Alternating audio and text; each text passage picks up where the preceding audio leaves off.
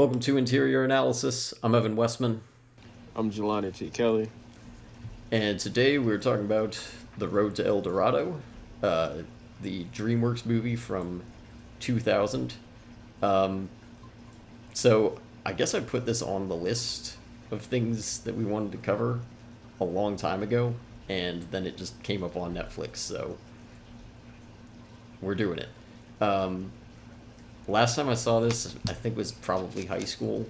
I I know I saw it a couple times as a kid. I think once when I was like 10, and then at least one other time when I was like really little, like 3 probably.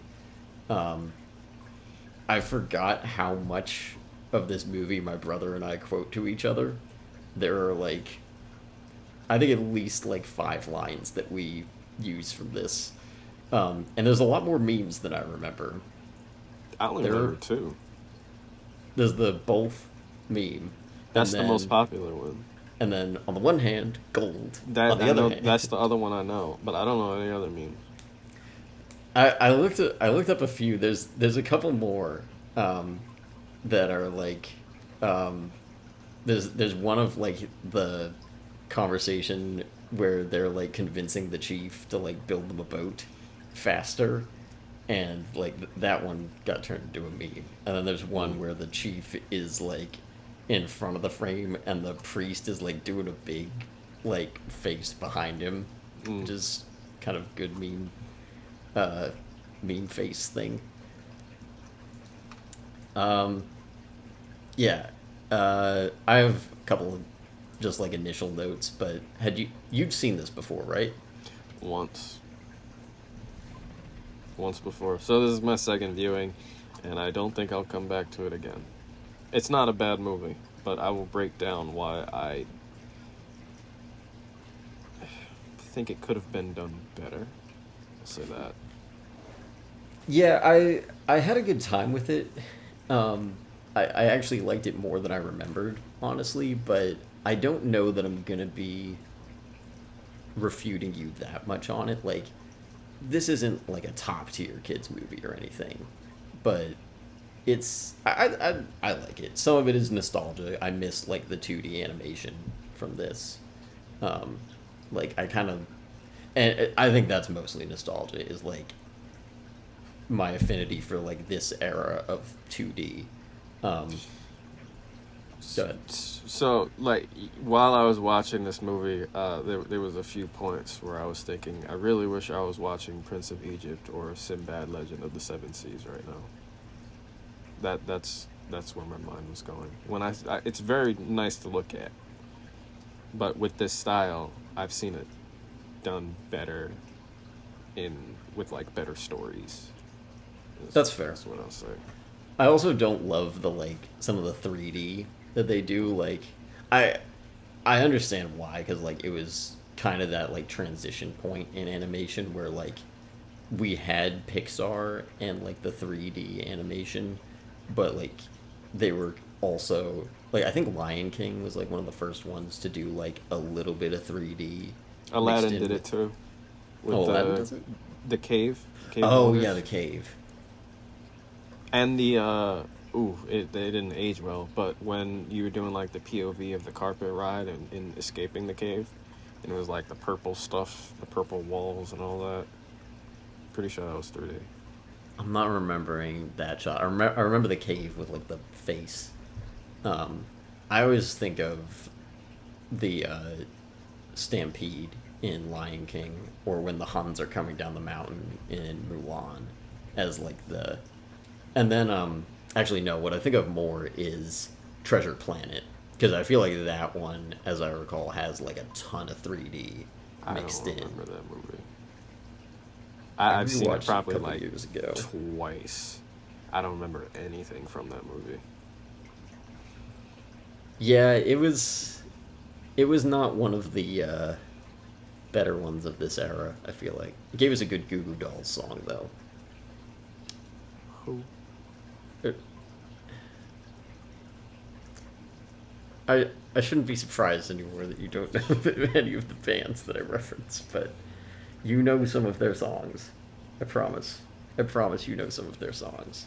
feel like Oh, that's becoming a meme, a trend. what? Like me naming a rock band that you just like. Don't know, and then you say you know this song, and I don't know the But you song, do! Like, and then you play the song, and then I do know the song. yes, Jump by Van Halen. I made a point to make sure. Yeah, I remember I'm not that. even saying that you like know like you would recognize the band. You just have like been to a grocery store in your life, so you've heard some of their songs. Maybe. No, like you existed in the 2000s, and you like Exist is a strong word. is there a level below? No, Like you weren't in a coma. even that's existing. Yeah, Um, right. okay. Undead, is that what's below exists? I mean, even that I feel like still counts as exists. Fun fact: I had a Miguel action figure. He had a Oh, sword really? in his hand when I was growing up, and I don't remember where it came from or why it existed. And for the longest time, I didn't hear this movie, so I didn't know who the guy was. It was I just used him as a guy with the sword. Um, I was actually like that with a couple of action figures I had, but yeah, I don't know why or how I got it. It felt like the quality of like a like a kid's meal toy. Like his head moved, his head turned, his arms moved, and the sword could like his sword arm could go back and then also forward, but it was weird. Like I remember his leg, when you squeeze his leg, the sword arm came down. I don't know why it worked like that. That does sound very much like a Happy Meal toy. Yeah. Do they still Yeah. do those like movie tie-in Happy Meal toys? Yeah. They do outside of movies now though. Like I think there's Oh, they've always done a that. Yeah. there's an anime called Jujutsu Kaisen, and I think McDonald's has a deal with them right now. I don't know if they have toys right now, but yeah, I'm pretty sure they still do that. Yeah, I remember we didn't go to McDonald's a lot, but one time that we did was it must have been when Jungle Book 2 came out because we got all of the Happy Meal toys for that on like I think we were moving. And on that road trip we got all of them.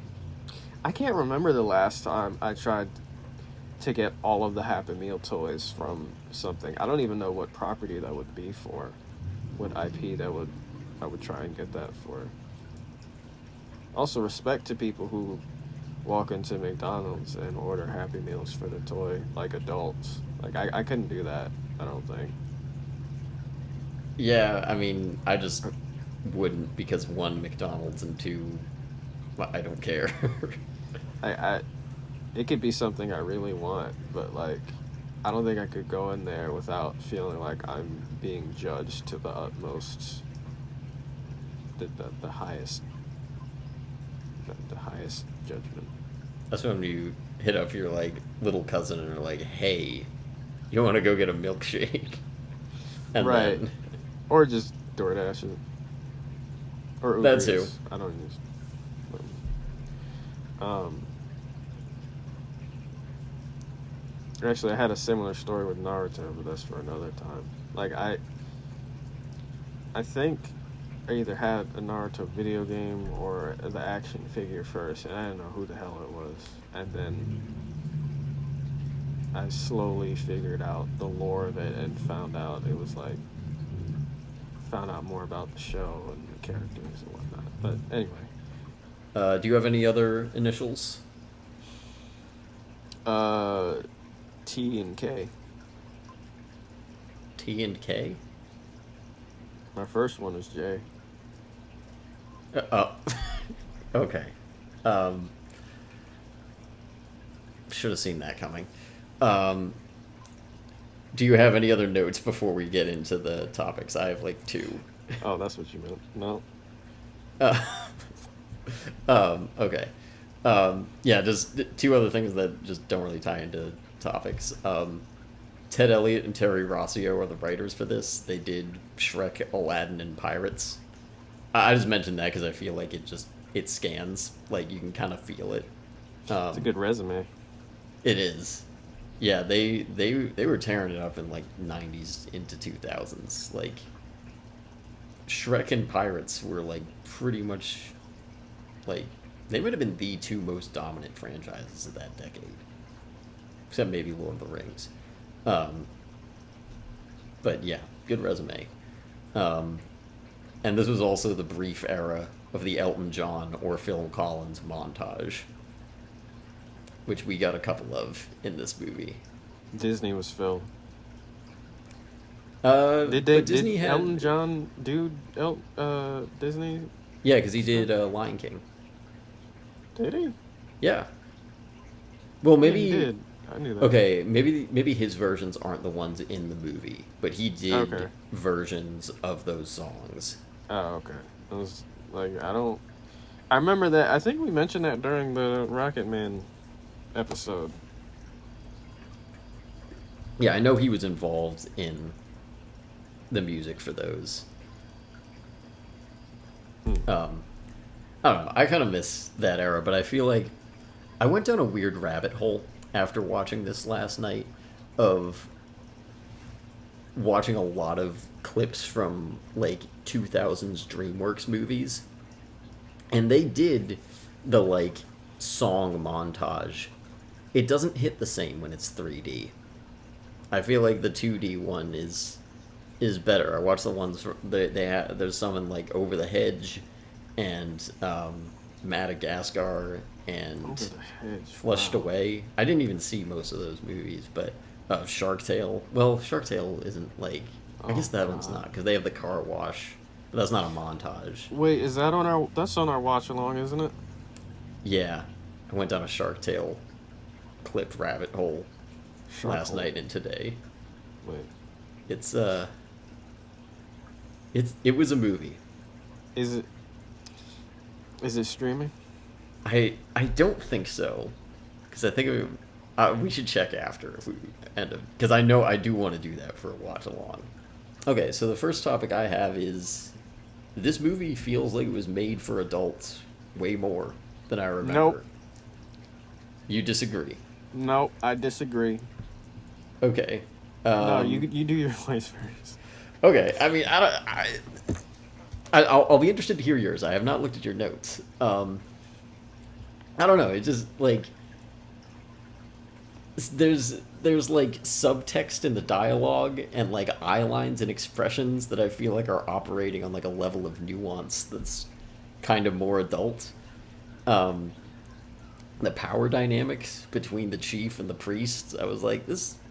I don't know. This feels like just something that you wouldn't like. I feel like this whole like setup is not like super conducive to a kids movie. The like Chell and Tulio's relationship feels like way more sexualized than other animated movies. The only thing I will give you is Chell and her design. That's it. I'm not. I think it goes beyond the design because like there are animated characters that are like definitely drawn with like the animators' fetishes in there. Jessica Uh, Rabbit. That was the whole point of her, though. Jessica Rabbit. I was thinking also probably Lola Bunny and a few Pixar moms. There's been like I don't know. All right, the memes, Pixar moms but- is just a meme at this point. right, but like the like the way that like they're checking each other out before like in like some of those earlier scenes is like just this just doesn't feel like it's like because like you have like romance subplots in kids movies but they are kind of like this felt less sanitized in the subtext, like just the way they're eyeing each other felt a little bit more like this is not like I don't know, it felt more explicitly sexualized to me. And then like the moral grayness of the characters too. Like the protagonists never really like suffer consequences for their actions. Like because I was trying to compare to like other kids movies, and there's plenty where like the protagonist is like running some kind of con on other characters, but they're usually found out and like I mean, Shark Tale is a perfect example where he's lying the whole movie, but he gets found out and like they really never like they do, but they don't like they never apologize. They never really suffer any consequences for it. Like by the end, I'm like, no, they're still like they have like kind of a redemption in the climax where they like sacrifice their gold and don't like neither one of them gets what they want. But I don't They know. also saved the city from invasion. Yeah. So there's some level of redemption. Um, and then last point, like the scene where like right before the climax where Miguel is gonna stay and Tulio is gonna leave, the like it's like kind of complicated emotions between them where they're being like passive aggressive to each other, but then they like will show their expressions and they're like clearly sad about parting ways. Just it felt a little bit more nuanced than I was remembering or expecting. Um, I will give you that it's refreshing that it's not a liar revealed story. I'll give you that. Chow knows off the bat that really helps not drag down the movie, where we don't get a scene where it's like, "What? You're not the gods?" Uh, and I don't know when the chief figures it out, but by the end he yeah, knows too. When he says to Miguel's hair is human. yeah, Uh, like that was one of the things I did remember before this rewatch, where I was like, oh, like that feels like an intro to subtext, but I feel like that's like the most explicit subtext. I feel like there's a lot more other places. uh, yeah, I can't understand why he still goes along with them at that point. No, it feels like something's missing to explain that, and I'll get into that in pacing. But yeah, I'll give you the fact that it's not a stereotypical liar revealed story like Some Like It Hot, for example. That's just an example that came to mind. And chill. Other than that, nah, it's for kids. It's for kids. I mean, you got the blood in there, but that was to show that gods don't bleed. Other than that, and then Tulio says hell at one point, but Spider Verse, it'd be doing things, And Shrek. I mean, and Shrek. I thought Shrek was originally PG-13. Um, well, PG meant like something different in 2000 than it does now. And I've railed against the rating system plenty at this point, but like that was, I think we talked about that yeah, on like the episode we did for it, where like every kids movie is PG now. This era, like you had to, I feel like you had a pretty even split and like a marked difference between a G-rated kids movie and a PG-rated kids movie. Like this yeah. one's a little scarier. It's a little bit like, I mean, maybe that's why I'm saying that feels like it's for adults because maybe I've been like retrained by modern kids movies. Um, well, the fact that I had an action figure, that's a point to me, because you know that it was that means kids. Because it was 2D animated and with DreamWorks striving to compete with Disney, I think they didn't have a choice but to market it towards children. Um, Also, my biggest point, the comedy falls flat for me at most points in the movie. Uh, I'm an adult, if you can't tell, and this doesn't feel like it was Wait, made for for real? me. Yeah. Yeah. I'm an adult. I'm not three kids in a trench coat. I don't think. Um,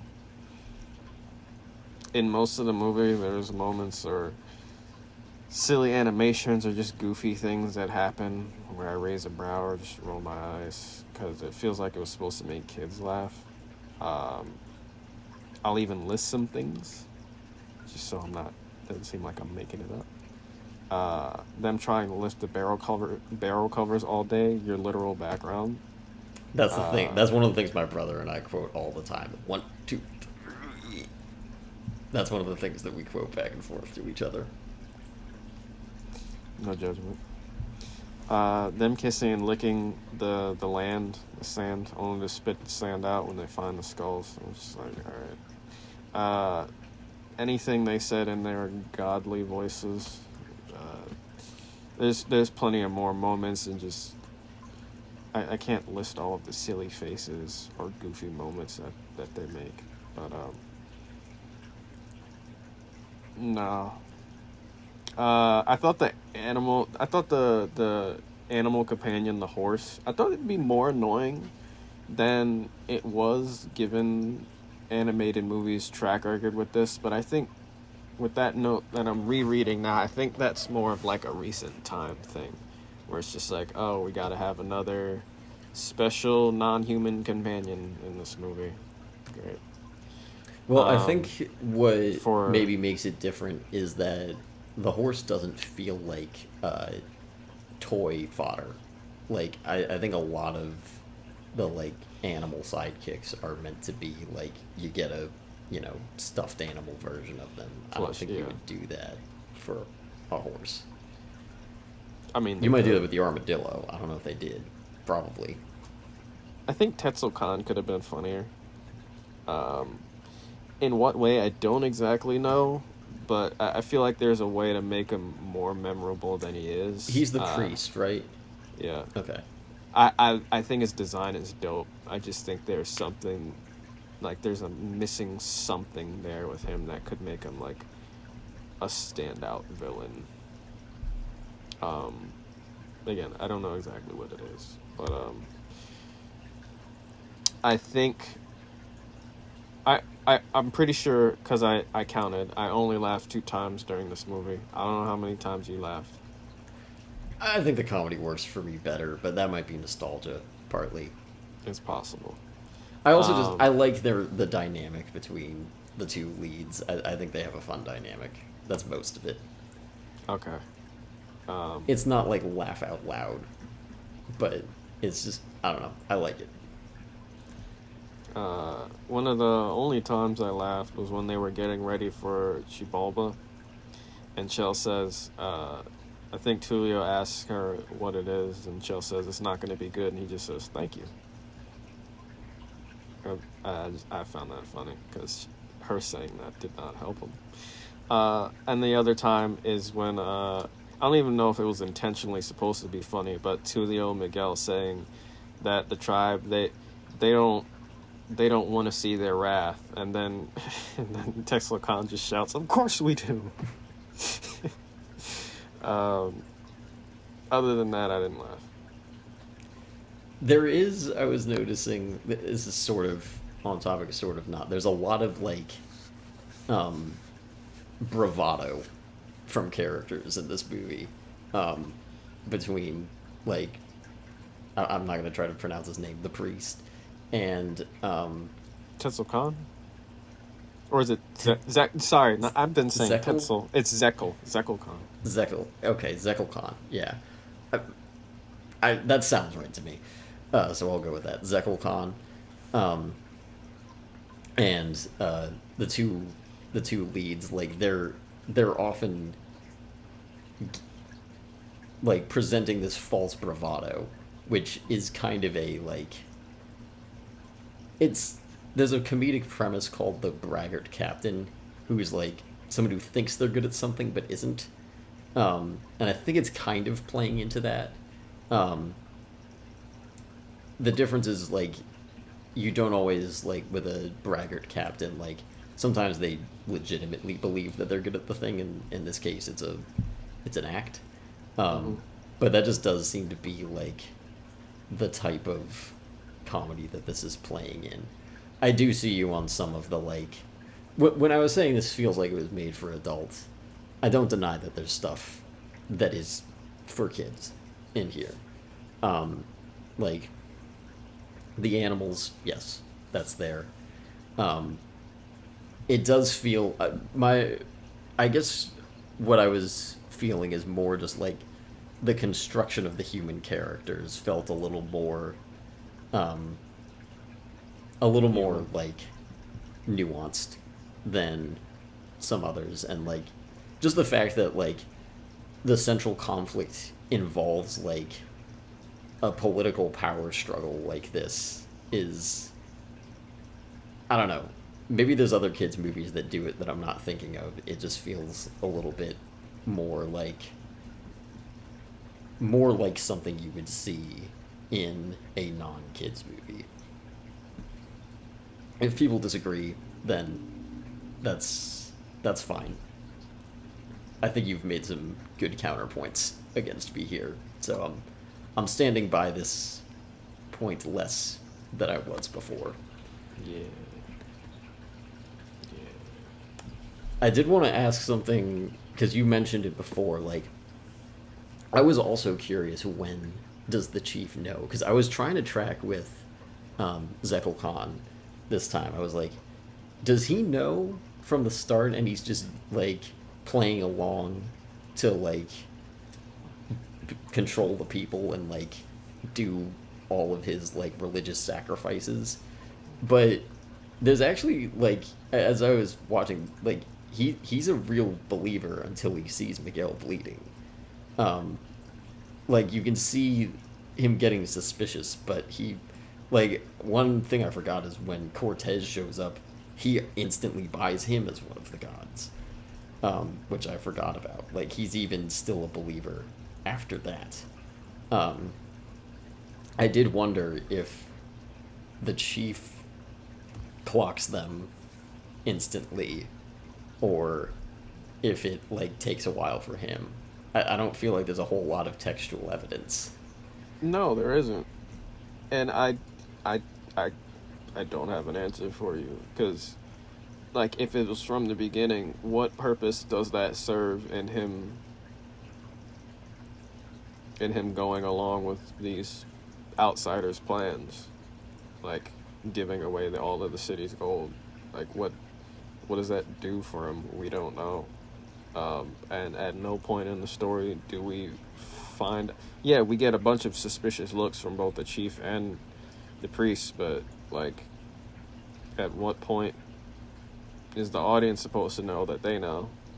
I mean, with Tzekel-Kan, it's much easier, but with the chief, don't know. And then he says to air his human line. I'm just like, oh, when did you find out? Yeah, it's pretty hard to say, and now that you're mentioning that, like, maybe he's just not as well constructed of a character. Like, he doesn't really have a goal. Ever. Nope. I'll actually speak about that too. In my Okay. Well, I'm done with my topic here, so if you want to move into yours. All right. Pacing issue. I don't have a creative title for this. I'm not going to start from the chief, though. I'm going to start from the top. We start off with an origin song or whatever about El Dorado, and then spends what feels like a long time to get to the city. We're only 15 minutes in by the time we get them lost at sea, and the entire time I'm thinking, where's El Dorado? But they still don't get to the name of the movie until almost a half hour in. I looked back in the Netflix thing, it was 24 minutes. Then by that time, there's only an hour left of the movie. About an hour. I think a little over. And it's strange because it feels like it drags, but at the same time, things are skipped over that could have been further explored. They mention, one of the biggest points of this is they mention something going on between the chief and Tzekel-Kan. Even Miguel and Tulio say something about it. But there's never enough to even begin to piece together what the hell it is. Maybe it's just power over the city or influence over the people. I'm not exactly sure. But I don't think there's enough information there to satisfy what feels like something that there was meant to be more of. Like, we don't even know what the relationship dynamic is between the two of them. We get maybe 1 or 2 scenes between the chief and the priest, but it's normally just in the big with everybody there. Like, we don't get like a side scene between the two of them. Like, hey, stop messing up. I'm trying to lead the people. You're not gonna do this. You're not gonna do it again, Khan, or whatever. Like, we don't get anything that I feel like that something small like that could have solved that. Or issue. played in subtext even. Like, there, I don't know. I've just been like considering over the past couple minutes how passive the chief is. Like, you don't need. I don't even know if you need a full scene. You just need him to like. We could assume his goals through like if they, they're both kind of like trying to like have some level of control over these new, from their perspective, gods, and like it's very clear what the priest wants. What does the chief want? I don't know. You tell me. I don't. There's no. This is your movie, yo. You gotta. I forgot about that. I thought it was, and I don't know. It wasn't a problem for me, but I maybe, I don't know. As we keep going in this, I think I'm realizing that maybe I'm just kind of nostalgia poisoned a little bit with this. And there's nothing wrong with that. I'm just pointing out why I didn't enjoy it on this. It was just middle of the road. Like, I don't know if I don't want to say I was bored by it, like Mad Max or Texas Chainsaw.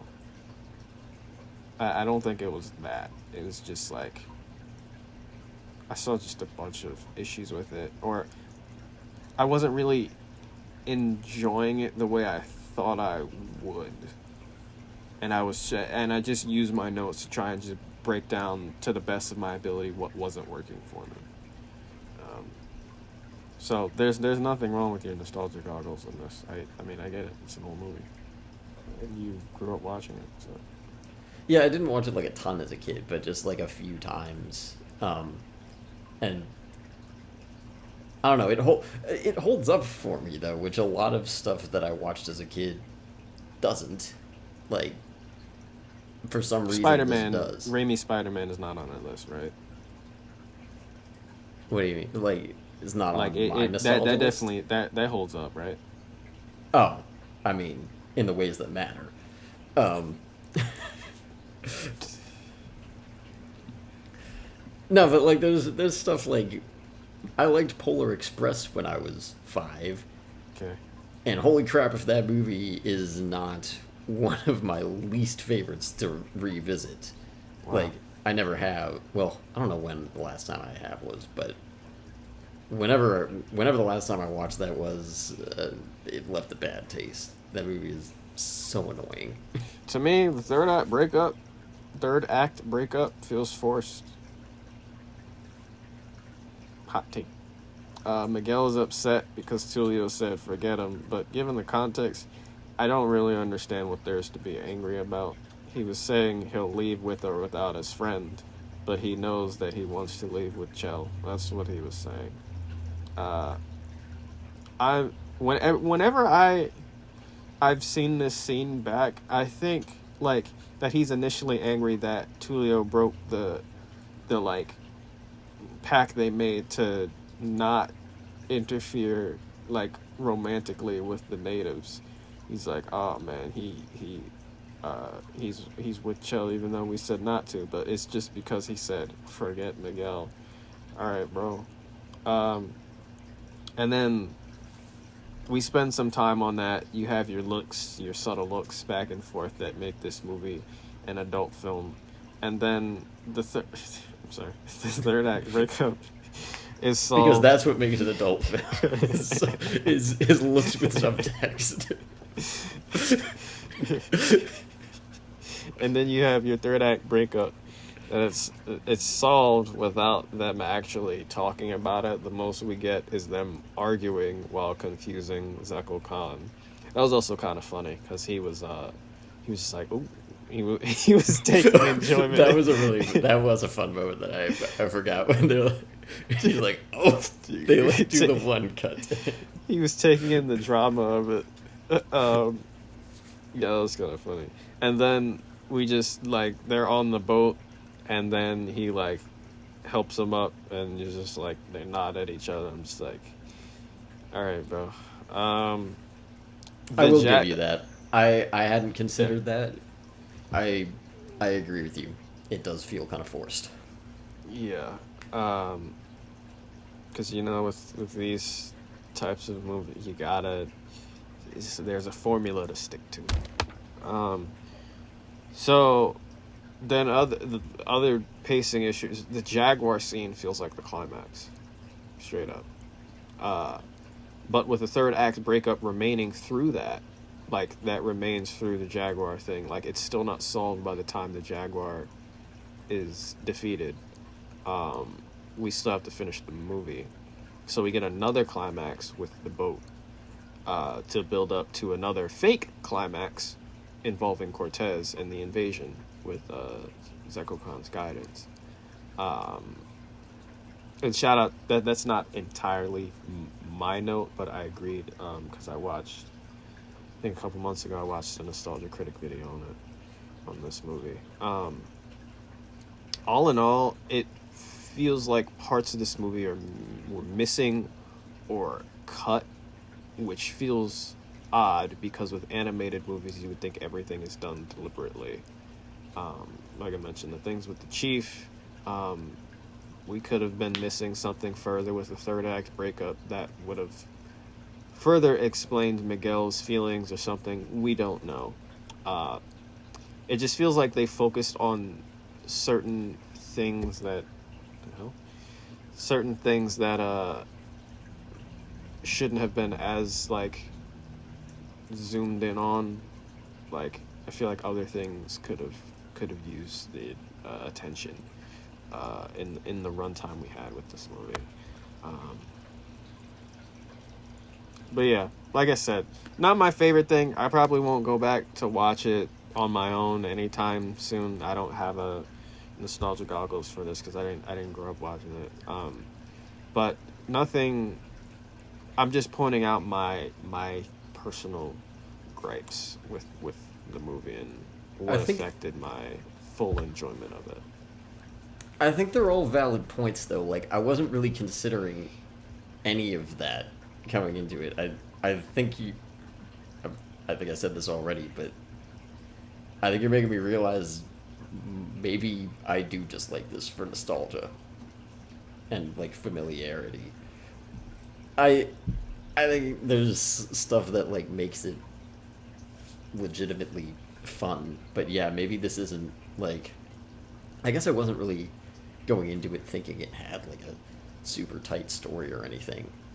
Like you were saying before, like maybe like there's better 2D animated movies of this era. I haven't rewatched Prince of Egypt in a while, but something tells me that's gonna hold up better when I do. That's on our list anyway. Yeah, I gotta add. Let me add. I'm gonna add Sinbad right now because that's one of my favorites. To get us into the last topic here, Mm-hmm. My last topic is two-handers. Crazy.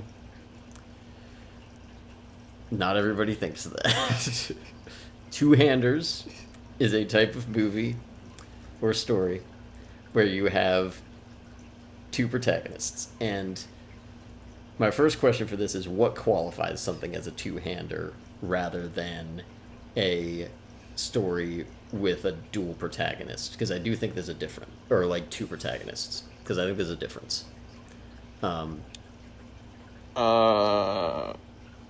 Maybe. Okay, so I'm kind of switch it up here. I think it's two protagonists that split with their arcs at some point in the narrative. So they're going along together, so it kind of goes, come on, hand, show up on the. Okay. So it goes like this, and then they split, and then they come back together. I think that's what two-handers are. Two protagonists, they can just maybe do their own thing at the movie at any point, different goals. I'm trying to think of movies with two protagonists that aren't two-handers. I thought of a few because I came up with Lord a of list the of Rings. like stuff Lord of the that's a two-hander and stuff that's like close. What was the example you were gonna say? Lord of the Rings. I've never seen it, but probably that. No, I It's wouldn't probably- say that's even close to being a two-hander. That's No, not a two-hander. I'm saying that one as an example of the protagonist thing. The non-two-hander version. I guess because like if you call Aragorn one protagonist and Frodo the other, that could be kind of. But there's still a lot of other characters there, and they're definitely not connected. So I wouldn't. Yeah, I would say that's not a two-hander. Sinbad might be... No, it's not a two-hander. I'm thinking... So you want two-hander examples? Well, yeah, like where's the line is what I'm saying. Like I have a couple of answers, but I want to hear if you have a definition. I can't think of movies right now, Evan. Okay. Give me Well, movies. let's see and if I'll you tell agree with some of my choices then. So my qualifications were like, and I don't know that there's like a set definition for this. My main thing that I think sets it apart is equality of focus. Like if there is any evidence that one character is the protagonist over the other, you can't call it a two-hander. That's a two protagonists to me. I think you also can't have like other characters be too prominent in it. Obviously, it's usually not just going to be two, but I agree with what you were saying before about like maybe not that their arcs have to be in parallel, but like something has to be in parallel and split the whole time. So examples of what I would say is a two-hander: The Prestige, definitely. The Before trilogy, the Jump Streets, I would say are two-handers. The Other Guys, Yes. Booksmart, Rush. Wait, And I was slow consider. down. The other guys, that's Ryan Gosling and... No, that's the Russell Nice Crowe. Guys. Although maybe Oh. that one is too. I'm not as familiar with that one. I get those... That's another one I get confused with guys. Why do they both have the adjective guys in the title? That doesn't help me differentiate the movies. Yeah, they certainly aren't doing themselves favors with that. No, The Other Guys is the one with Will Ferrell and Mark Wahlberg. Okay, so I was thinking of just Get Hard right now. I was thinking it was Kevin Hart and Will Ferrell. But then didn't Kevin Hart and Mark Wahlberg do something together as well? I don't think. I can't remember what it was if they did. Mark Wahlberg movie. Wahlberg and Will Ferrell did Daddy Me Time. See, together. they did do something. See, that's you got Oh. Me Time with Kevin Hart and Mark Wahlberg. You got Get Hard with Kevin Hart and Will Ferrell. You got the other guys. Is it the other guys with Will Yeah. Ferrell and Mark Wahlberg, and then you got the Nice Guys with Russell Crowe and Ryan Gosling. And oddly enough, I feel like all of those might count as two-handers. I haven't seen some of them, so I could be wrong. But like the marketing that I've seen for them feels like two-handers. And then you got Central Intelligence with Kevin Hart and The Rock. And then you got...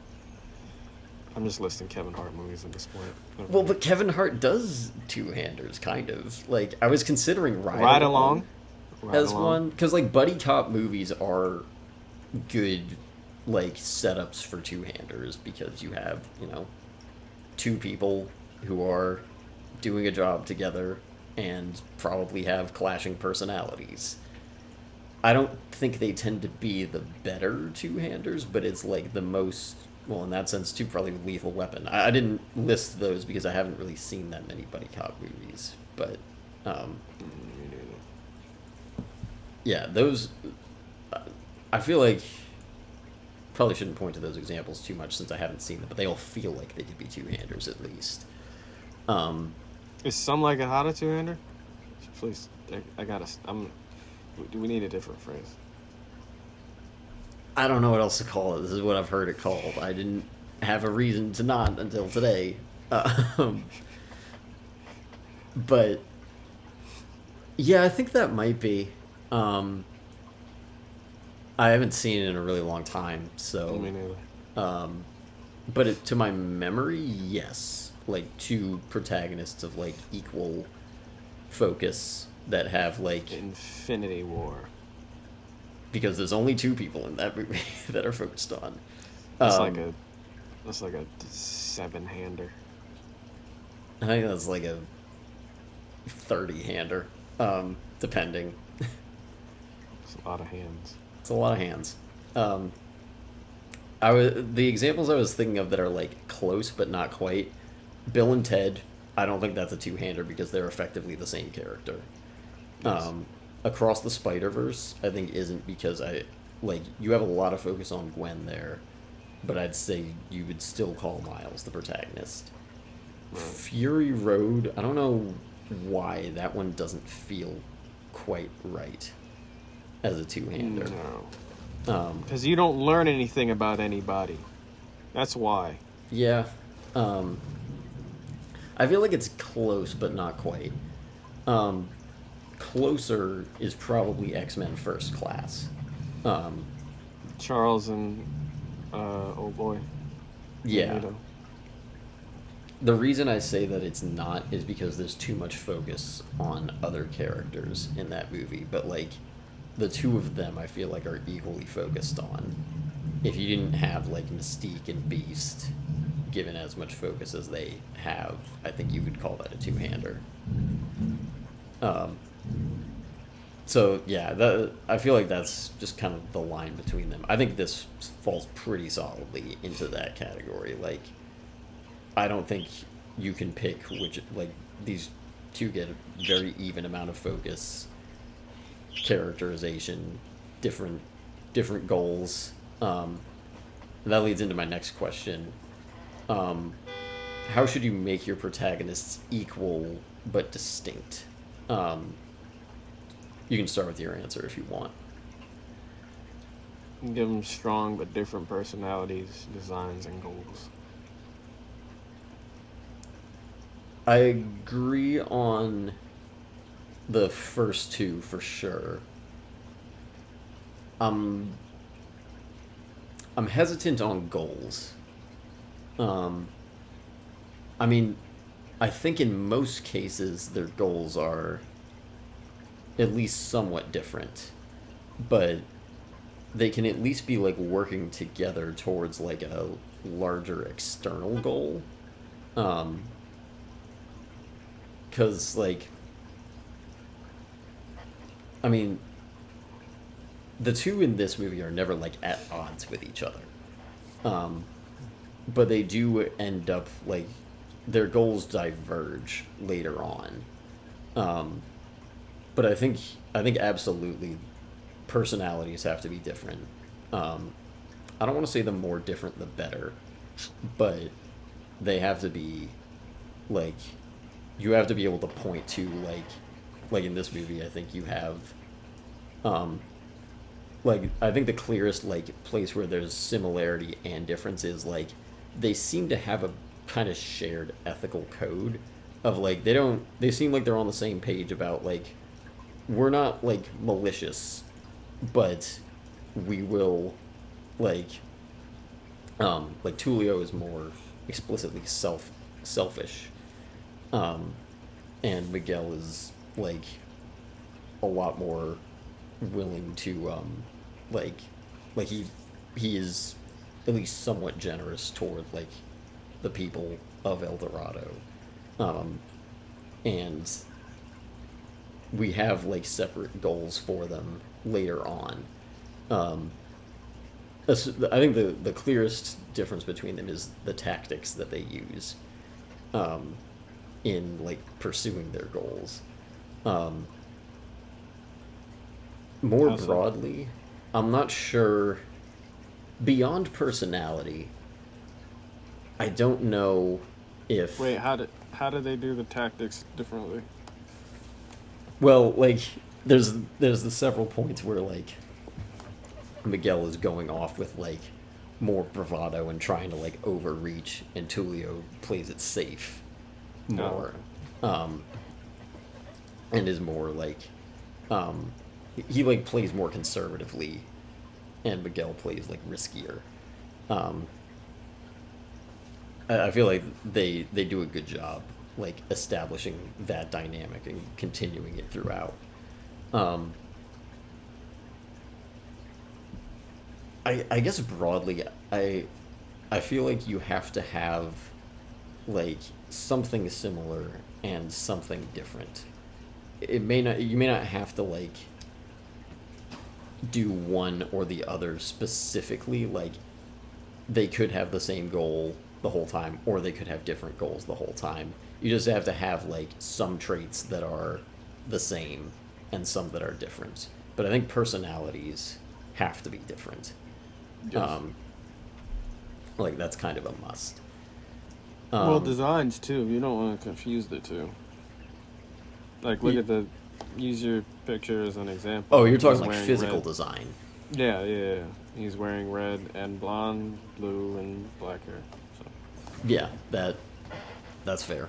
Um, I'm trying to think if any of the other ones have that problem. I don't think they do. Um, and then my last question for this was: does there have to be some kind of power dynamic at play between the two? They could each realize it's. What do you mean power dynamic? Explain Well, that first before I even. I guess like One's in control. Like, one gives the other. Like, I feel like they kind of played with that. Be- With, like, Tulio always coming up with the plans. Is that what you mean? Like. sort of. I guess maybe it's more of like, does the relationship change? But what you're saying also kind of scans for this. Uh, I don't know if my note makes sense for this. Um, I'm thinking power dynamic like they need to be at odds. That's what I was thinking. Like, doesn't there need to be a push and pull between the two? Um, and I was saying no to that. I think it definitely works well for there to be a consistent push and pull. Like a couple of the examples I listed, like the Prestige and Rush, are two examples where the relationship is a rivalry. Um, Most of the other ones, I feel like it's a little bit more of like a positive dynamic where it's either like partners, friends, love interests. That's a little bit more like um, more of a like a dynamic where like they're not as at odds with each other. But does there have to be like I feel like there does have to be some kind of change in that dynamic throughout. Because if it's flat, then they're like they might as well be. Then I think it kind of becomes like the Bill and Ted case where they're sort of acting as one. Um, like I'm trying to think if there's any example of something where it's like distinct personalities, but their goals are exactly the same, and like their dynamic never changes throughout, and nothing's coming to mind. With dual protagonists, right? With two-handers specifically. I avoided saying that on purpose. Okay, well, that is the distinction I'm making here because those mean different things. Nothing's coming to mind. I'm not thinking of anything either.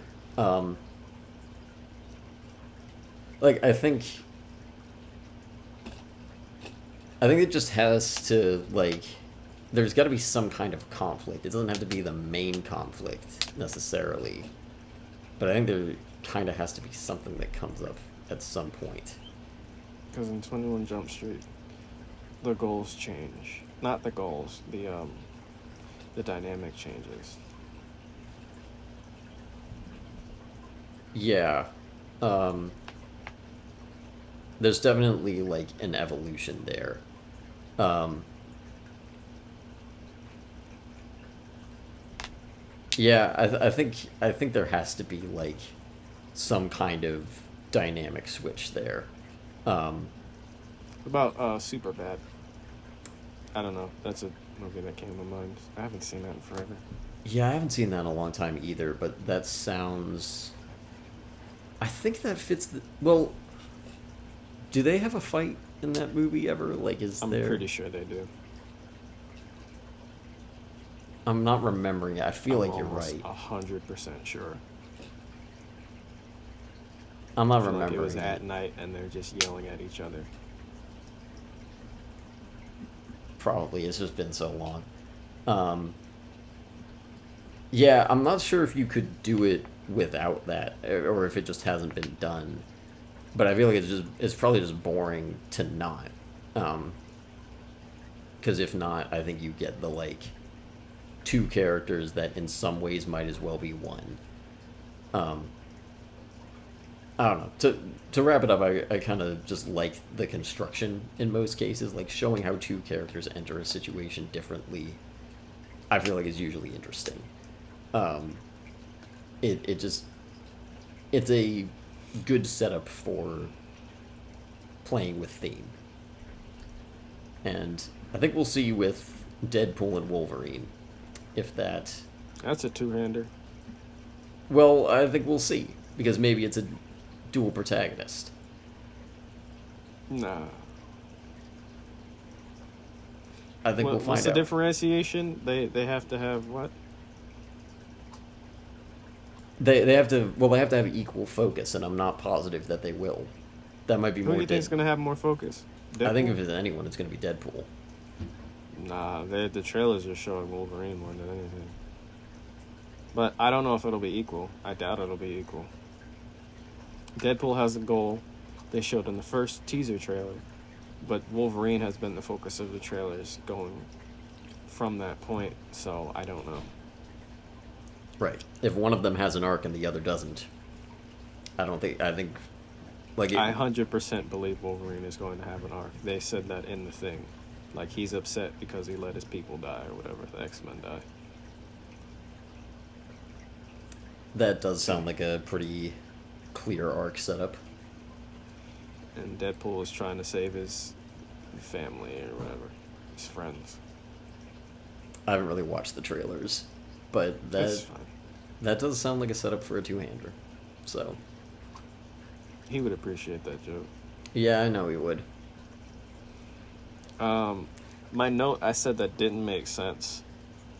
Because I don't know how this was an answer to your question. But imagine the movie with an ending like this. They could have realized it's time to go their own way and each giving each other a heartfelt goodbye. But the movie didn't have the goal to do that, though. That would have been a hell of a lesson to kids in people grow apart, but this movie was made for kids, as I've said, so of course they find a way to keep the protagonists together rather than there being a big lesson in that. Actually, I think there might be a different reason for that I found out last night. I'm not positive about this, but I saw that they had plans for there to be sequels. So I think that ending might have been more sequel bait than anything else. That's what it felt like. Once I wrote that note, I was like, why would they keep them together? Oh, they leave it open-ended. Yeah. Because I agree with you, it does feel like a more poignant ending. And I think I forgot, like, one of the times that I saw it, I'd forgotten that the movie didn't end at the, like, rock jaguar thing. I thought that was the Yep. end. Because, like you said, it feels like it. Yeah. Well, I guess I just like this because nostalgia. And because I enjoy it.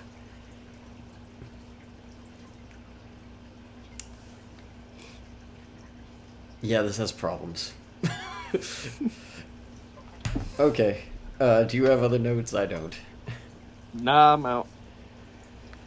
Okay.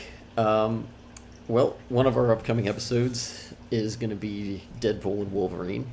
So maybe we'll Other see one how... is The Boys season 4. Yes. Although, when that happens depends on how fast I can get through it. Because, you know, I watched it weekly, so... Yeah. Yeah, I'll have to catch up. We have our YouTube channel and our Patreon. Also, this episode will already be out. I haven't told you about this. By the time... Okay, the episode I'm announcing will already be out by the time this one drops. But tomorrow, as we're recording this, marks 10 years since I started doing film criticism. And I did a retrospective. So that episode is dropping tomorrow as of recording, but it will be out. On YouTube? And Spotify. I did an audio and a video version. It's a shorter one. But that's there. We've got our Patreon for $1 a month. Our logo's by Kelsey Hendry. Where are you at? I'm in El Dorado. On the trail blazing. No, I'm kidding. I am on Instagram at Jelani T. Kelly. And YouTube, Jelani T. Kelly. And I'm on Letterboxd at ev_Wes. Yeah, you normally go first. Yeah, I forgot to this time. I didn't write the note down for it, so I forgot. All right. So we will see you next time then.